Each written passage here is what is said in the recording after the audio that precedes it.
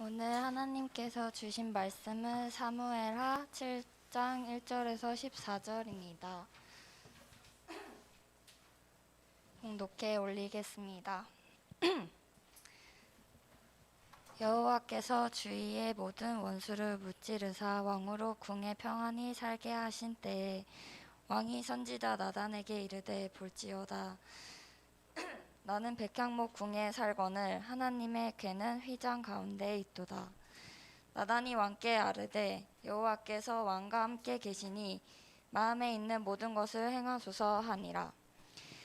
그 밤에 여호와의 말씀이 나단에게 임하여 이르시되 가서 내 종 다윗에게 말하기를 여호와께서 이와 같이 말씀하시되 내가 나를 위하여 내가 살 집을 건축하겠느냐. 내가 이스라엘 자손을 애굽에서 인도하여 내던 날부터 오늘까지 집에 살지 아니하고 장막과 성막 안에서 다녔나니 이스라엘 자손과 더불어 다니는 모든 곳에서 내가 내 백성 이스라엘을 먹이라고 명령한 이스라엘 어느 지파들 가운데 하나에게 내가 말하기를 너희가 어찌하여 나를 위하여 백향목 집을 건축하지 아니하였느냐고 말하였느냐. 그러므로 이제 내 종 다윗에게 이와 같이 말하라. 만군의 여호와께서 이와 같이 말씀하시기를 내가 너를 목장 곧 양을 따르는 데에서 데려다가 내 백성 이스라엘의 주권자로 삼고 내가 가는 모든 곳에서 내가 너와 함께 있어 내 모든 원수를 내 앞에서 멸하였은즉 땅에서 위대한 자들의 이름같이 내 이름을 위대하게 만들어 주리라. 내가 또 내 백성 이스라엘을 위하여 한 곳을 정하여 그를 심고 그를 거주하게 하고 다시 옮기지 못하게 하며 악한 종류로 전과 같이 그들을 해하지 못하게 하여 전에 내가 사사에게 명령하여 내 백성 이스라엘을 다스리던 때와 같지 아니하게 하고 너를 모든 원수에게서 벗어나 편히 쉬게 하리라. 여호와가 또 내게 이르노니 여호와가 너를 위하여 집을 짓고 내 수완이 차서 내 조상들과 함께 누울 때에 내가 내 몸에서 내 씨를 내 뒤에 세워 그의 나라를 견고하게 하리라. 그는 내 이름을 위하여 집을 건축할 것이요 나는 그의 나라 왕위를 영원히 견고하게 하리라. 나는 그에게 아버지가 되고 그는 내게 아들이 되리니 그가 만일 죄를 범하면 내가 사람의 매와 인생의 채찍으로 징계하려니와. 아멘.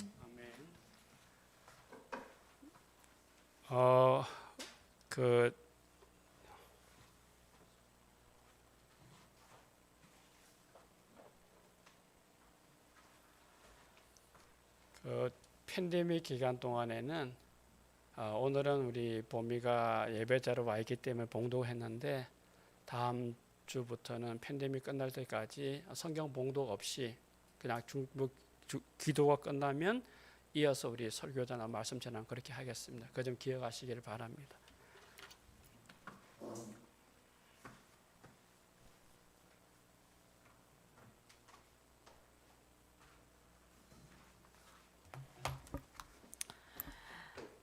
지금 우리는 그 성령 강림 후의 시간을 지내고 있습니다.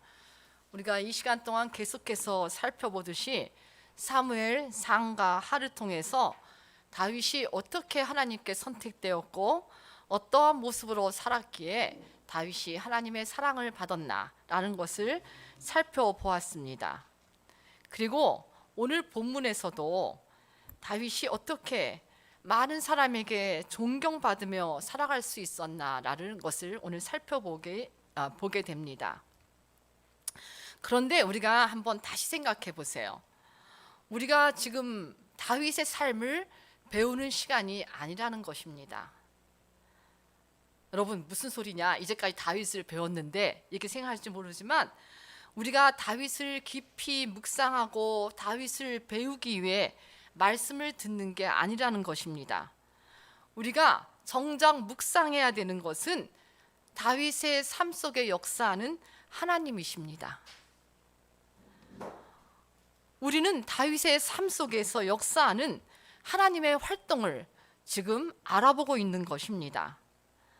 또 하나님이 어떻게 순간순간 다윗의 삶을 이끌어가는가를 우리는 보고 있는 것입니다. 다윗이라는 한 개인의 삶 전체에서 하나님은 어떤 일을 하고 계시는가를 우리가 살펴보는 것이라는 것입니다. 우리는 말씀을 들으면서 우리가 해야 될 일이 있습니다. 그것은 뭐냐면 우리 인생에서 일어나는 모든 일들을 우리가 말씀 들을 때마다 연관시켜 보는 것입니다. 우리가 오늘 다윗을 듣는데 다윗이 하나님이 택한 사람이었는데 다윗이 억울하게 고통을 당합니다. 그거를 보면서 우리는 내가 당하는 고통과 연결하게 됩니다.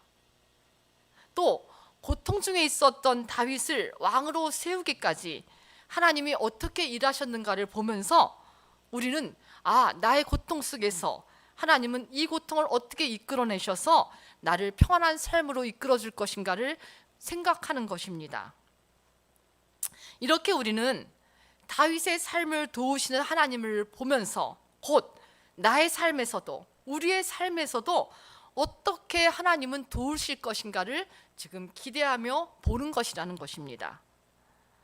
그래서 우리는 이렇게 설교를 듣고 말씀을 배우면서 신앙생활을 해나가는데 우리가 신앙생활을 한다는 것은 하나님을 알아가는 길에 서 있다는 것입니다. 그러기에 우리는 항상 어떤 순간에도 말씀을 들으면서 성경을 읽으면서 우리가 항상 중요하게 발견해야 되는 것은 다윗을 아는 게 아니라 다윗 뒤에서 일하시는 하나님, 에서를 아는 게 아니라 에서 뒤에서 일하시는 하나님을 발견하는 것이 우리가 해야 될 과제라는 것입니다. 그래서 우리는 성경을 더 많이 배워야 합니다. 그리고 성경에서 하나님은 어떤 일을 하시는가를 배워야 합니다. 왜냐하면 성경에 나타나는 하나님은 오늘도 동일하게 나의 삶 속에서 그렇게 일하시기 때문이라는 것입니다. 이제 우리가 하나님을 조금씩 알아가면서 여러분에게 나타나야 될 변화가 있고 꼭 그렇게 돼야 되는 것입니다. 그것은 뭐냐면 내 삶에서 우연이 됐어, 당연한 거지 라고 고백하는 것에서 여러분이 이제 변화되어야 합니다. 뭐냐면 이것이 뭐였지? 왜 이런 일이 나에게 일어나지? 하면서 그 속에서 여러분은 하나님이 일하시는 모습을 봐야 된다는 것입니다. 우리는 이렇게 나의 삶 속에서 일하시는 하나님을 바라보게 될 때 이제 하나님은 이런 분이야 라고 지식으로 알아가는 것이 아니라 하나님이 나의 삶에 인격적으로 만나게 된다는 것입니다.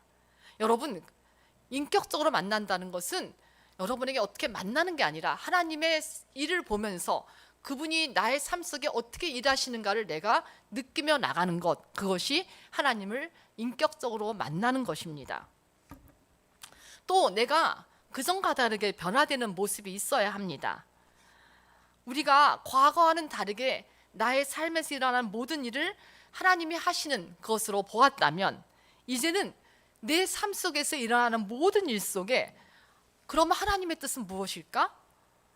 내게 이런 일을 해주셨는데 이게 내가 당연하고 우연한 것이 아닌데 이제 그러면 내 삶 속에서 하나님이 나에게 뜻하시는 것은 뭘까? 이것을 발견하고 물어야 합니다. 그 다음에 더 나가서 그러면 하나님의 뜻은 이건데 어떻게 내가 그 뜻을, 하나님 뜻을 실천하며 나갈 수 있을까라는 것을 고민해야 된다는 것입니다. 그렇게 고민하고 생각하다 보니까 우리는 어떻게 느껴져요? 내가 참 부족하구나. 내가 참 이렇게 지혜가 없구나. 그러다 보니까 우리는 하나님을 더 의지할 수밖에 없다는 것입니다. 내가 부족하기 때문에 하나님이 나를 이렇게 도와주셨고 또 내가 보니까 하나님의 뜻을 알았는데 나는 하나님의 뜻을 온전하게 실천할 수 있는 힘과 능력이 없어요. 하나님이 나를 돕지 않으면 내가 모든 것 감당할 수 없어요 라고 우리는 하나님께 부르짖으면서 힘을 달라고, 지혜를 달라고 우리가 기도하게 된다는 것입니다. 우리는 기도하면서 하나님, 나 혼자서는 아무것도 하나님의 일을 할 수 없어요. 하나님, 나는 부족해요. 하나님의 일을 하도록 나를 도와주세요 라고 기도하는 것이 우리의 기도의 내용이 되는 것입니다.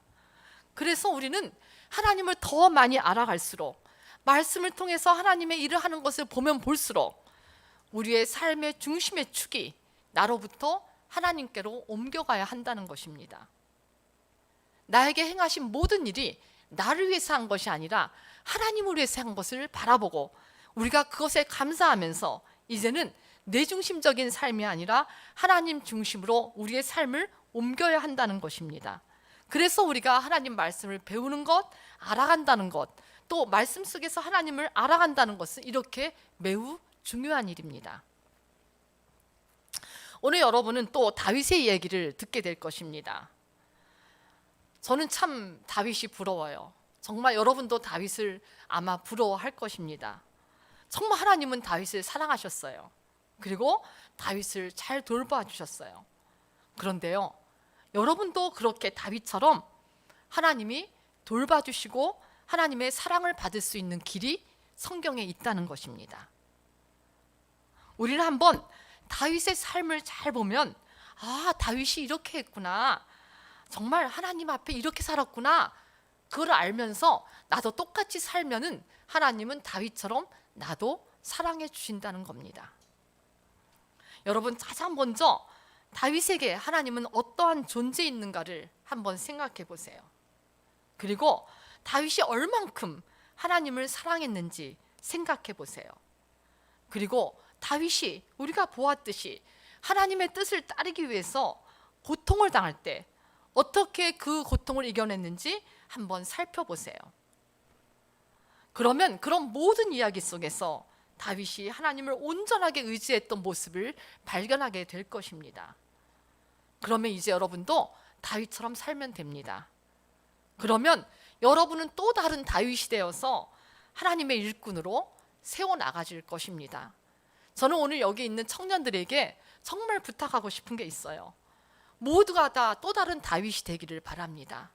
그래서 하나님 안에서 여러분의 인생이 정말 다윗처럼 보호받고 사랑받는 그런 인생을 펼쳐가기를 원합니다. 우리는 많은 시간을 통해서 지금 다윗을 택한 모습을 보았습니다.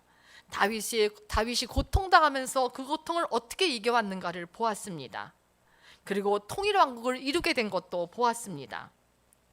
오늘은 통일왕국이 된 이후에 다윗의 가장 큰 관심이 무엇인가를 살펴보면서 은혜 받고자 합니다. 우리가 다 알듯이 다윗 삶은 굉장히 힘들었습니다. 사울의 질투심으로 자신의 나라를 두고 이방 땅에 가서 미친 척하며 살아가는 수모도 겪었습니다. 다윗의 삶은 그리 편하지 않았습니다. 이제 통일왕국이 세워지면서 다윗은 평안한 삶을 살게 됩니다. 그런데요, 이러한 평안한 시간에 다윗이 가장 먼저 생각한 것은 하나님이었습니다. 자신을 한번 돌아보니까 내가 그렇게 하나님의 은혜를 받을 수 있는 인물이었나? 나는 목동에 지나지 않았어. 정말 하나님 감사합니다.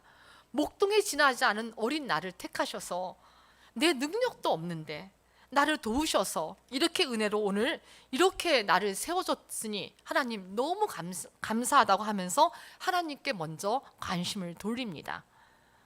여러분, 당연한 일 같지만 이것은 되게 힘든 일입니다. 우리는요, 주변에 많은 사람들을 봅니다. 보통 사람들은 어렵게 살다가 평안한 삶을 살게 될 때 하나님과의 관계가 소원해지게 됩니다. 하나님을 떠나는 사람이 참 많습니다. 왜 그럴까요?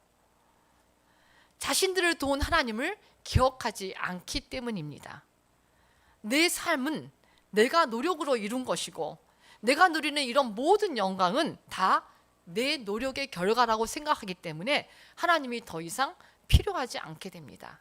그래서 많은 사람들은 자신의 삶이 평안해지면 하나님을 떠나는 거가 아주 쉽게 볼 수 있는 우리 주변의 일들입니다.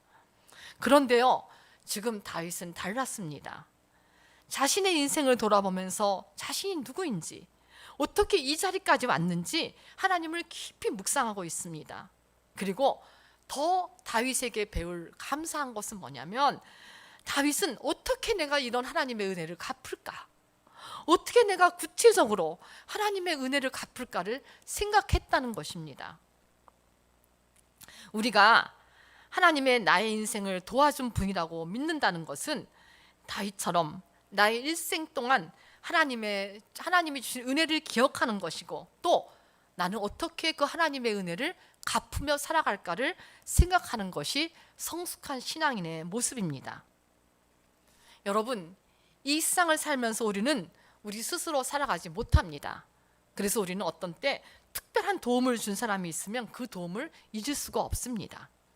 그리고 우리가 그 사람에게 대해서 항상 감사하며 살아갑니다. 그런데요, 보이지 않는 하나님이 주시는 은혜는 다 쉽게 있습니다. 하나님이 보이지 않기 때문에. 그리고 감사하지도 않습니다.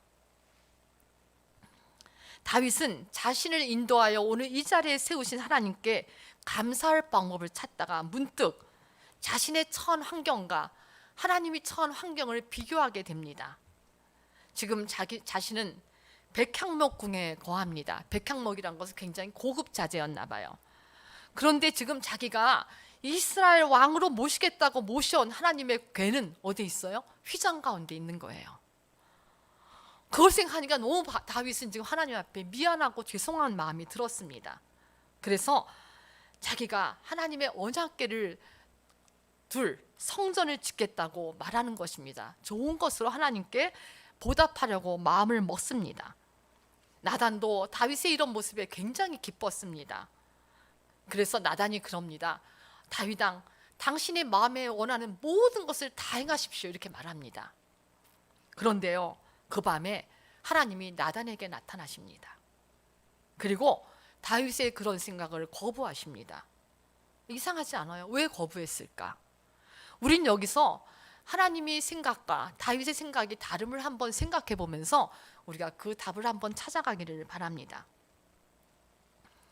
여기에는 우리가 굉장히 중요한 하나님이 우리에게 말씀하시는 하나의 명령이 있습니다. 그것은 뭐냐면 하나님의 일을 할 때 어떻게 해야 되는가에 대한 방법을 알려주는 것입니다. 즉 뭐냐면 우리가 어떤 하나님의 일을 계획하기에 앞서 먼저 우리는 하나님의 뜻을 살피라는 것입니다. 다윗은 하나님의 일을 하고 싶은 마음의 열심은 있었지만 하나님께 먼저 묻지 않았던 것입니다. 분명하게 우리가 말할 수 있는 것은 다윗의 이런 열심, 하나님께 대한 감사는 굉장히 귀한 것이고 아름다운 것입니다. 그러나 다윗이 하나님의 집을 세우겠다고 하는 생각은 하나님보다 앞서가는 일이었습니다. 하나님에게는 하나님의 시간표가 있고 하나님의 계획이 있으십니다. 어쩌면 하나님이 일하시는 것은 내 생각보다 빠를 수 있고 아니면 내 생각보다 아주 느릴 수 있습니다. 그런데 다윗은 지금 하나님을 모실 성전을 건축하기로 마음대로 계획한 것입니다. 그래서 하나님은 너의 생각이 아니라고 지금 말씀해 주는 겁니다. 우리가 하나님을 할 때 항상 중요한 것이 있습니다.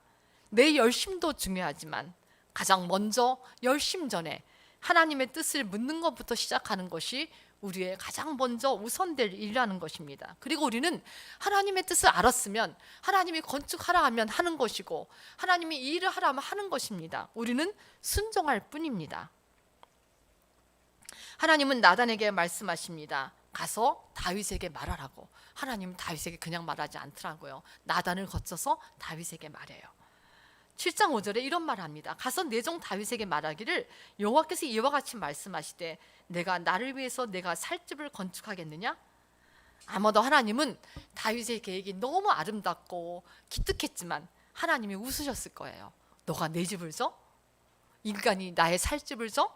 아마 이러고 하나님은 다윗의 열심을 거부한 것입니다. 하나님은 다윗에게 내가 너를 위해 내 집을 짓는 것이지 너 다윗이 지금 나를 위해 집을 지을 수 있느냐? 이렇게 묻는 것입니다. 여러분, 왜 이렇게 말씀하실까요? 인간은요, 어리석어요. 내가 하나님을 위해 이걸 할 거야, 이걸 할 수 있어 라고 생각하는 그 순간부터 우리는 교만이 우리에게 싹트기 시작합니다. 내가 하나님을 위해서 하는 게 아닙니다. 하나님이 나에게 시켜서 순종할 뿐이라는 것을 항상 우리는 염두에 두어야 합니다. 내가 할 거야, 이걸 할 거야 라고 하는 순간부터 우리는 인간이기 때문에, 어리석기 때문에 우리가 교만해질 수 있다는 겁니다. 하나님은 다윗을 사랑하셨습니다. 그래서 다윗이 교만해지는 걸 원치 않으셨습니다. 그런데요, 하나님은 다윗이 성전을 세우는 일을 거부하셨지만 나단에게 이런 말씀을 하십니다. 6절부터 계속해서 하나님은 반복돼서 나타나는 단어가 있어요. 그 말씀 속에 내가라는 말을 합니다. 내가 하나님이라는 말입니다. 뭐냐면 하나님은 다윗을 위해서 과거에 내가 너에게 해줬던 일이 무엇인가를 기억하라고 말씀하십니다. 그 6절 이후에 계속 여러분들 한번 읽어보시면 내가 이런 말이 많습니다. 뭐냐면 하나님이 하셨다는 겁니다. 하나님은 다윗을 양을 치는 목동에서 택하셔서 이스라엘의 주권자를 삼으셨다고 말합니다. 또 하나님은 다윗과 함께하여서 다윗을 힘들게 하는 모든 원수를 물리쳐 주셨다고 말합니다. 이외에도 수없이 많은 과거의 다윗에게 한 일을 하나님은 말씀하십니다. 동시에 하나님은 앞으로 미래에 하실 일을 말씀하십니다. 나 하나님은 다윗 내 이름을 위대하게 해줄 거야. 나 하나님은 너를 위해 집을 지을 거야. 나 하나님은 내 몸에서 날 내 자손을 세워서 나라를 견고하게 해줄 거야. 나 하나님은 그의 나라 왕위를 영원히 견고하게 해줄 거야 라는 말을 하십니다. 과거에 너를 도왔던 것처럼 미래도 너를 도울 거라고, 그 모든 일을 한 것은 너가 아니라 나라는 것을 다시 한번 확신시켜 주는 것입니다. 하나님은 왜 이렇게 나 이렇게 말하시냐면 하나님은 과거에도 일하셨고 또 지금도 일하고 계시고 앞으로도 일하실 것이라고 말씀하는 것입니다. 하나님은요, 과거에도 일하셨고 지금도 일하시고 미래에도 일하십니다. 하나님은 지금 그 말씀을 듣고 있는 나단에게 내가 주권자야. 또 나단이 그 말씀을 전할 다윗에게 말씀할 내가 주권자야. 너가 주권자가 아니야. 또 더 나아가서 이 말씀을 듣고 있는 지금 우리 모두에게 말씀하시는 것입니다. 내가 주권자야. 너네들은 나에게 순종할 뿐이야. 이렇게 하나님의 주권을 오늘 우리에게 말씀하고 있다는 것입니다. 그렇습니다. 하나님이 모든 일의 우선자입니다. 하나님은 이스라엘을 어떻게 구원하여야 하는지 먼저 계획을 세우십니다. 그리고 그에 합당한 사람 다윗을 택하셨습니다. 이렇게 하나님은 이 땅을 다스리기 위해서 먼저 계획을 세우시고 또 그 계획 속에는 다윗만 있는 게 아니라 오늘 하나님이 그 일을 하기 위해서 다윗을 선택한 것처럼 여러분도 지금 선택하고 있다는 것입니다. 선택하는 자유도 하나님께 있습니다. 여러분, 오늘 말씀의 이해를 돕기 위해서 우리가 잘 알고 있는 연극의 한 장면을 한번 연극하는 그 기획을 한번 생각해 봅시다. 모든 연극이 상영되기 전에는 각본이 써집니다. 그리고 연출가가 생기게 됩니다. 그 연출가들은 사람을 보고 있다가 이 배역을 누가 하면 가장 맞을까? 그래서 그 배역을 정하게 됩니다. 그래서 이제 연습을 합니다. 하나님 연습하다 보니까 내가 이 사람 배역을 세웠는데 이 사람이 아니야? 그럼 어떻게 합니까? 그 연극 연출가는 배역을 바꾸게 됩니다. 왜냐하면 그 연극이 완성도를 높이기 위해서 하나님 배역을 바꿉니다. 버나드 앤더슨이라는 신학자가 Unfolding Drama of the Bible이라는 글에서 하나님이 하시는 일을 여러분들이 이해를 돕기 위해서 이렇게 연극의 한 막, 두 막 이렇게 장을 만들어서 이 성경의 이야기를 풀어나가는 것을 봅니다. 하나님은 마치 연극을 기획하고 연출하는 사람처럼 이 세상의 역사, 한 사회의 역사, 한 교회의 역사, 한 사람의 역사를 기획하고 다스리십니다. 그리고 하나님은 그 일을 진행하십니다. 하나님은 하나님의 뜻을 이 땅에 펼치기 위해 이스라엘 백성들을 택하셨고 다윗을 선택했고 또 여러분들을 선택한 것입니다. 여기 있는 우리 모두를 하나님의 일을 하기 위해서 부름받은 것이고 선택한 것입니다. 이제부터 우리가 할 일이 있어요. 그건 뭐냐면 하나님이 우리에게 맡겨준 그 배역을 순종하며 감당하는 것입니다. 어떤 때는 그 역할이 아주 조그만 조연의 역할일 수 있어요. 그렇죠? 그리고 어떤 때는 그 역할을 담당하는 주연일 수도 있습니다. 그러나 어떤 것 하나 연극의 주연과 조연이 빠지면 연극은 완성되지 않습니다. 주연도 중요하고 조연도 중요합니다. 한마디 하고 지나가는 조연이라 할지라도 그 조연이 빠지면 그 연극은 완성도가 떨어지게 됩니다. 이렇게 하나님은 배역을 정하셔서 감당할 수 있도록, 그 역할을 감당할 수 있도록 모두를 세워주십니다. 모두에게 역할을 맡겨주십니다. 우리가 할 일은 그 역할을 잘 감당하느냐 안 하느냐의 일입니다. 그리고 우리는 그 역할이 맡겨졌을 때 우리가 그 일이 힘들고 어렵더라도 하나님의 우리의 인생을 책임져 주시기 때문에 우리는 감당할 뿐이라는 것입니다. 저는요, 혜리가 매일 반주자로 수고하는 건 너무 감사해요. 그 역할이 큰 걸 수 있고 작은 걸 수 있지만 얼마나 중요한 일을 계속 빠지지 않고 감당하는 거, 또 여기 컴퓨터 넘기는 사람들 모두 다 우리에게는 역할이 맡겨져 있습니다. 이런 우리들의 배역을 충실하게 감당하면 하나님은 그 다음에 더 큰 일을 맡기실 것이고, 또 잘 감당하면 하나님은 더 큰 일을 맡기실 것입니다. 우리의 인생은 그렇게 진행되고 있다는 것입니다. 그래서 여러분 점점점 큰 배역을 맡으면서 작은 배역 했다가, 그렇잖아요. 영화 배우 그렇잖아요. 처음에는 조금만 배역을 맡겨요. 조금 더 가면 어떻게 해요? 조금 더 큰 배역을 맡겨요. 이 사람 너무 잘해. 그 연출자는 그에게 큰 배역을 맡깁니다. 이것처럼 하나님은 지금 자신의 일을 잘 감당하고 있는 다윗을 선택해서 성전을 짓겠다고 하는 그 마음까지도 하나님 받으신 겁니다. 그렇지만 하나님의 뜻이 아니었기 때문에 다윗을 막은 것뿐이지, 그동안 다윗은 엄청나게 열심으로 하나님의 배역을 잘 감당했던 것입니다. 그 일이 힘들어도 감당했어요. 고통스러워도 감당했어요. 그래서 하나님은 지금 다윗이 성전 짓는 것을 반대했지만 하나님은 다윗의 마음을 아시고 다윗의 미래를 책임지시고 약속하십니다. 너는 지금 내 집을 지을 수 없어. 그렇지만 너 자손을 통해서 꼭 내 집을 건축하게 할 것이야. 그리고 견고하게 그의 나라를 서게 할 것이야. 그러면서 약속을 하나 붙입니다. 우리 시편에서 있죠. 그러나 너희 자손들이 죄를 범하면 내가 매와 채찍으로 하나님 그 사람들을 징계하겠어. 그러나 사울과 같이 그 은총을 빼앗지는 않을 것이야. 이게 뭡니까? 하나님의 언약을 세우시면 하나님은 그 언약을 지키기 위해서 하나님 자신의 자유를 제한시킨다는 겁니다. 사울은 물리쳤지만, 내동댕이 쳤지만, 너 다윗, 내가 너에게 약속해. 너는 버리지 않을 거야. 그렇지만 분명한 징계는 있을 거야 라고 하나님 말씀하십니다.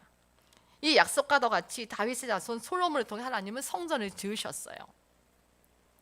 저는요, 지금 우리 교회 현실에서 일어나는 우리 교회를 세우신 하나님, 이 모든 것을 온몸으로 체험하고 있습니다. 우리의 능력으로 세울 수 없는 교회, 하나님이 시작하셨고 우리의 오랜 동안의 기도를 들으시고 하나님의 때에 하나님이 세워주고 있습니다. 우리가 할 일은 감사하면서 하나님께 순종하며 내가 맡겨진 배역에 충성하는 것입니다. 그렇습니다.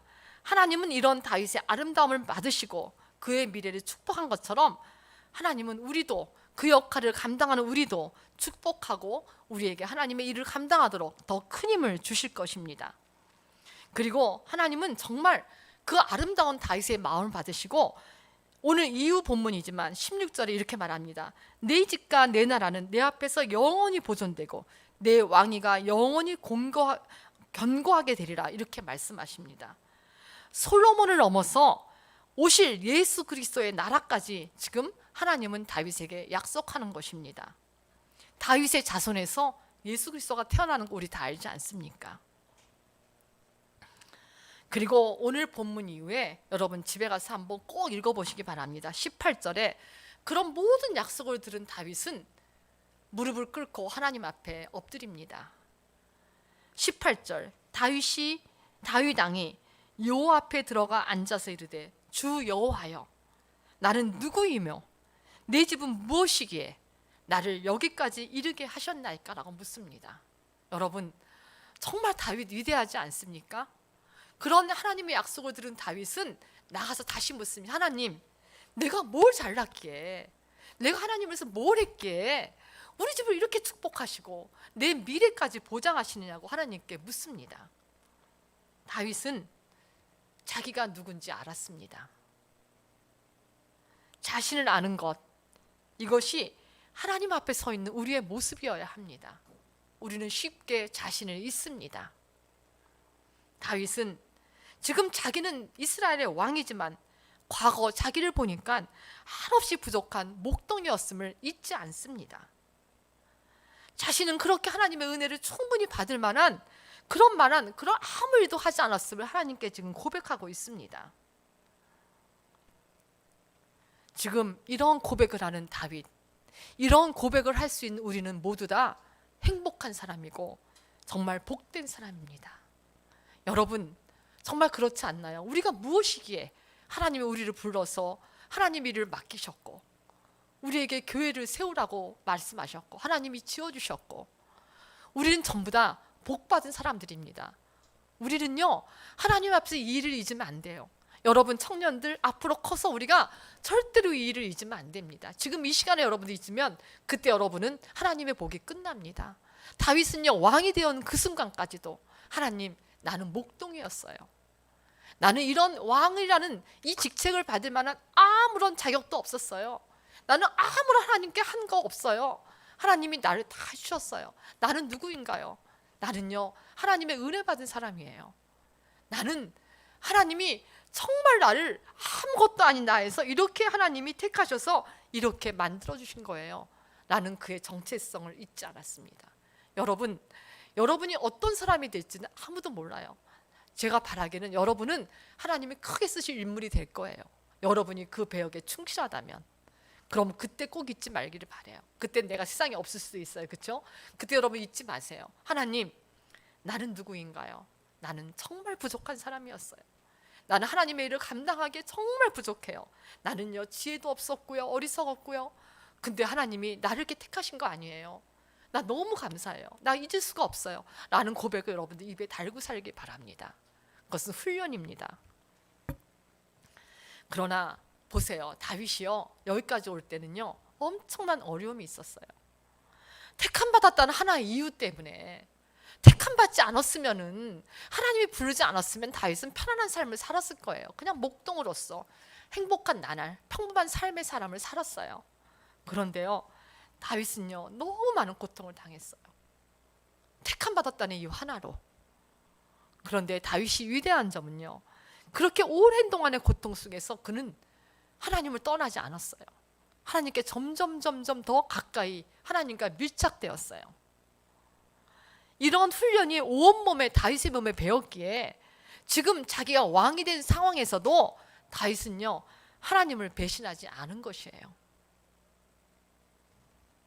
다윗은 항상 왕이 되어서도 하나님께 가까이 나가는 일을 잊지 않았던 것입니다. 기도하다가 하나님, 이게 뭡니까? 나는요, 백향목궁에 있는데 당신은 뭐예요? 저 휘장 가운데. 이스라엘은 엄청 뜨거워요. 우리 상상할 정도 이상으로 이스라엘은 뜨겁습니다. 그런 가운데 있다는 게 갑자기 마음에 막 양심의 가책으로 다가올 정도로 다윗은요, 하나님을 사랑한 사람이었어요. 나만 생각한 사람이 아니었어요. 다윗처럼 위대한 사람이 없다고 하는 이유는 여기에 있어요.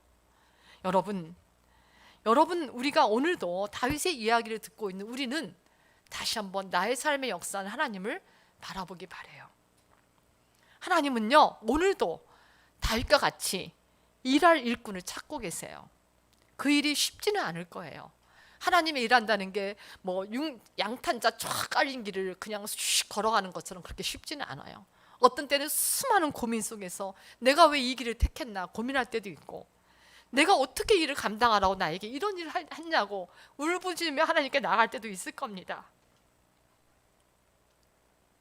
그러나 하나님은요, 다윗과 같이 왕이 된 자리에서도 내가 누구이길래 나를 이렇게 도와주냐고 겸손하게 하나님 앞에 엎드리는 그런 사람을 찾고 계시다는 거예요. 우리가 다윗과 같이 겸손하게 하나님 앞에 선다면, 그런 겸손을 우리가 잃지 않는다면 하나님은 우리를 계속해서 도우실 것입니다. 그리고 하나님은 자기가 택한 자를 도우셔서 하나님의 일을 하는 파트너로 사용해서 하나님 나라를 이 땅에 이루어 가실 것입니다. 다 같이 기도하겠습니다. 하나님, 하나님의 길을 간다는 것은 쉽지 않지만 또 얼마나 쉬운지 모릅니다. 왜냐하면 내 힘으로 가는 것이 아니고 하나님이 하시기 때문입니다. 오늘도 우리는 이 교회를 통해서 하나님의 일하심을 봅니다. 하나님의 역사를 기대합니다. 하나님이 세우실 교회를 기대합니다. 하나님 감사합니다. 모든 것을 이끄시는 하나님께 감사드립니다. 하나님, 우리가 이 땅에서 하나님의 택한 자로서 그 일을 감당할 수 있는 힘과 능력 주시고 하나님 지혜와 은혜 주셔서 하나님 힘으로 이 일을 감당할 수 있도록 우리 모두를 도와주옵소서. 감사하면서 예수님의 이름으로 기도합니다. 아멘.